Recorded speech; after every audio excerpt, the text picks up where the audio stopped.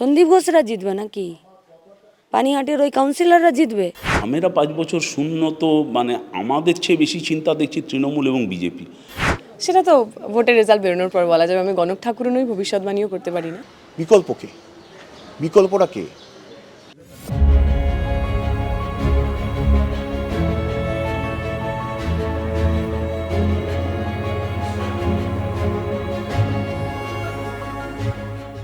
দু 2021 সালের বিধানসভা নির্বাচন, 2024 সালের লোকসভা নির্বাচন, তারপর আজ 2026 সালের আরও এক বিধানসভা নির্বাচনের প্রস্তুতি চলছে জোর কদমে।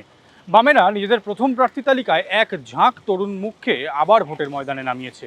একদিকে যেমন রয়েছে দীপশিতা, সেরকম রয়েছে মীনাক্ষী, রয়েছে কলতান থেকে শুরু করে সায়নদীপ এবং ময়ূক পর্যন্ত। কিন্তু সেই যুব মুখরা এবার কি দাগ কাটতে পারবে বামেদের হয়ে?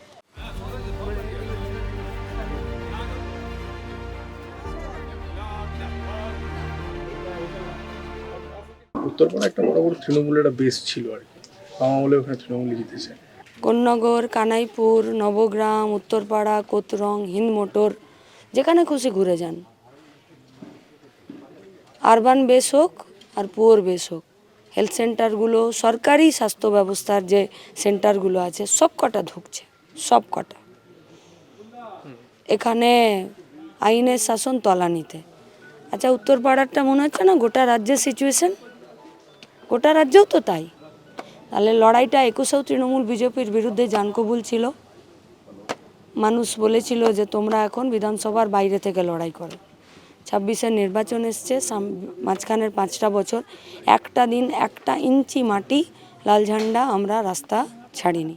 77টা এমএলএ বিধানসভার ভেতরে থেকে আসলে বিরোধী দলের ভূমিকা পালন করেনি। আসলে পশ্চিমবঙ্গে দাঙ্গার পরিবেশ আর পশ্চিমবঙ্গে দুর্নীতির গাড়ি যাতে স্মুথলি চলতে পারে, তাতে আরজি করে মোহন ভাগবত এসে বলে দিয়ে চলে যেতে পারে যে রাজ্যের মুখ্যমন্ত্রী মমতা ব্যানার্জি যা করবেন আমরা তার সঙ্গেই সহমত, সেই গাড়ি আর 26-এর পর থেকে চলবে না। এই যে বিরোধী দলের কথাটা এলো যে 77টা সিট নিয়ে বিরোধী দলের ভূমিকা পালন করেনি, আমি একটু স্পেসিফিক করতে চাইবো, সিপিএম কি তাহলে বিরোধী দল হওয়ার লড়াই করছে? সিপিএম 5টা বছর ধরে বিধানসভার ভেতরে একটাও আসনে ছিল না, কিন্তু আরজি করে, জয়নগরে, 26,000 চাকরিতে, জাল স্যালাইনে সিপিআইএম ছাড়া আর কেউ ছিল না।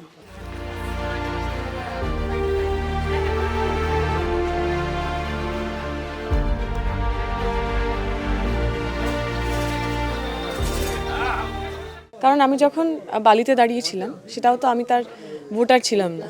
তাহলে সেটা যদি আমার না মনে হয় যে আমাকে পাইয়ে দেওয়া হয়েছে বা সেটা যদি অন্যায্য না হয়, আমাদের রাজনীতির ক্ষেত্রে এই মুহূর্তে দাঁড়িয়ে আমরা যারা এই প্রজন্মের ছেলেমেয়েরা, ইভেন আমাদের যারা বড়রা, পার্টির মনে হয়েছে যাকে যেখানে দিলে আমাদের পার্টির কাজ সবচেয়ে ভালো হতে পারে। এরকম বহু মানুষ রয়েছেন আমার প্রজন্মে যারা নির্বাচনেও লড়ছেন না, তারা অন্য অনেক গুরুত্বপূর্ণ দায়িত্ব পালন করবেন।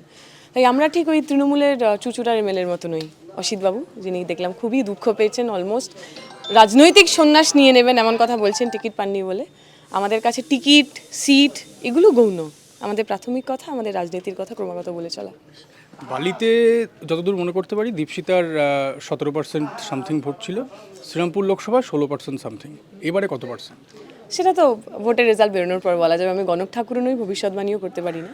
তবে এটুকু জানি যে এলাকার মানুষ গত লোকসভা নির্বাচনেও প্রায় 23-24% মতো ভোট কমরেড সুজন চক্রবর্তী, আমাদের প্রার্থী যিনি ছিলেন, তাকে দিয়েছেন।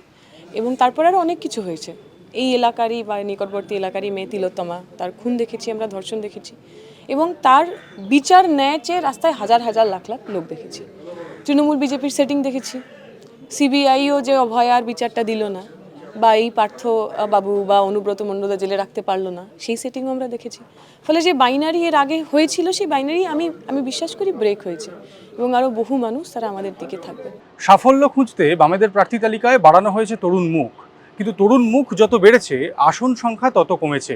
2021 সালের বিধানসভা নির্বাচনে গোটা রাজ্যে একটিও আসন পায়নি বামেরা, কেবলমাত্র জোটে থাকা আইএসএফ ভাঙড় আসন দখল করে।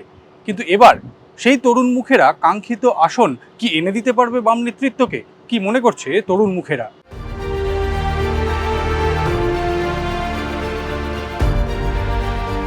যে বামেরা 5 বছর শূন্য, তো আমাদের চেয়ে বেশি চিন্তা দেখছি তৃণমূল এবং বিজেপি। এবং সবাই মিলে এই বামপন্থীদের নিয়ে পড়েছে। এত শূন্য পাওয়া বামপন্থীদের নিয়ে এত মাথা ব্যথা কেন? তাহলে কি পরিস্থিতি ঘুরছে? পরিস্থিতির কি কিছু পরিবর্তন হচ্ছে? মানুষ, বামপন্থীদের একটা বড় অংশের মানুষ ভোট দিচ্ছে, কিন্তু সেই ভোটটা জেতার মতন সংখ্যায় যেতে পারছে না, এটা বুঝতে হবে। আমরা জেতার সংখ্যায় মানুষকে, সেই ভোটটা জেতার মতন যে নাম্বার, সেই পর্যায়ে পৌঁছতে চাইছি। দেখুন, কিছু জায়গায় আপ ডাউন থাকে, কখনো এগোতে হয়, কখনো পিছুতে হয়, কখনো একটু ব্যাট প্যাচ চলে। রাজনৈতিকভাবে তৃণমূল বিজেপি একটা ব্যাপক পরিকল্পনা, মিডিয়ার মদত আছে, কর্পোরেটের টাকা আছে, বিপুল পরিমাণে একটা বড় নেক্সাস আছে যে তৃণমূল বিজেপির মেরুকরণ, এবং সেটাকে ধর্মকে বেস করে এই মেরুকরণ তৈরি করা এমন যাতে বাম এবং বামপন্থীদের যে পলিটিক্যাল ইস্যুগুলো, রুটি রুজি জীবন জীবিকার ইস্যু, যেটা নিয়ে ভোট হওয়া উচিত, সেই ইস্যুগুলো কোনোভাবেই যাতে সামনে না আসতে পারে, তার জন্য এমন মেকানিজম তৈরি করে দাও যে মানুষের মধ্যে একটা তীব্র বিভ্রান্তি তৈরি করে রাখো। কিন্তু আমাকে কিছুদিনের জন্য বোকা বানাতে পারেন, কিন্তু সব মানুষকে সবসময়ের জন্য বোকা বানানো যায় না। সেই মানুষ ব্যাক করছে, এবং মানুষ ব্যাক টু দ্য বেসিক, তার রুটি, কাজ, মূল্যবৃদ্ধি, জিনিসপত্রের দাম, বেকারি, রান্নার গ্যাস, নারীদের নিরাপত্তা, স্কুল বন্ধ হয়ে যাওয়া, স্বাস্থ্য ব্যবস্থা লোপাট হয়ে যাওয়া, এই ইস্যুতে মানুষ আবার ব্যাক করতে চাইছে। সাময়িকভাবে ওই একটা ফেজ গেছে, এখন মানুষ তার জীবনের অভিজ্ঞতায় বুঝেছে, যেমন অযোধ্যার মানুষ বুঝেছে যে রাম মন্দির দিয়ে তার রুটি রুজি জীবন জীবিকার সংস্থান হয় না, তাই অযোধ্যায় বিজেপি হারে। তেমনি পশ্চিমবাংলায় মানুষ বুঝেছে যদি রুটি রুজি জীবন জীবিকার সংস্থান করতে হয় তাহলে তৃণমূল বিজেপিকে হারাতে হবে, বামপন্থীরা তাই এবার ভোট পাবে।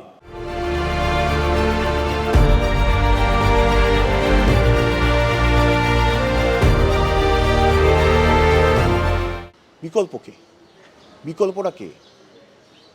মানুষের দৈনন্দিন রুটি রুজি নিয়ে কে কথা বলবে? বেসিক ইস্যুগুলো নিয়ে রাস্তা থেকে, এই ফ্ল্যাট থেকে নামবে, ফ্ল্যাট থেকে নেমে রাস্তায় নামবে, সেখানে যানজটের সমস্যা কে বলবে?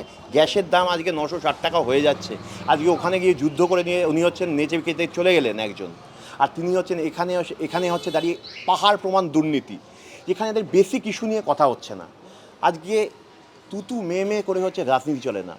আজকে বেসিক ইস্যুতে সেটা পশ্চিমবঙ্গ ভুলে গেছে। পশ্চিমবঙ্গের রাজনৈতিক যে সংস্কৃতি, সেই সংস্কৃতির জায়গাটাই ধ্বংস হয়ে গেছে।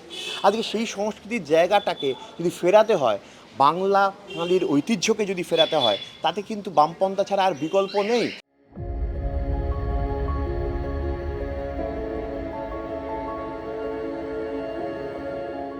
রাজ্যে তখনও বিধানসভা ভোট ঘোষণাই হয়নি। বামফ্রন্টের হাত ছাড়ে কংগ্রেস, পাহাড় থেকে সাগর পর্যন্ত তারা একাই লড়ার সিদ্ধান্ত নেয়। তারপরেও সমমনোভাবাপন্ন দলগুলিকে একত্রিত করে তৃণমূল এবং বিজেপির বিরুদ্ধে লড়াইয়ে নেমেছে বামফ্রন্ট। তরুণ ব্রিগেড নিজেদের জয় নিয়ে আত্মবিশ্বাসী, কিন্তু তারপরেও সেই আত্মবিশ্বাস এবং প্রত্যাশা বাস্তবের সঙ্গে একই বিন্দুতে কি মিলবে, তা বলবে 4 মের ভোটের ফলাফল।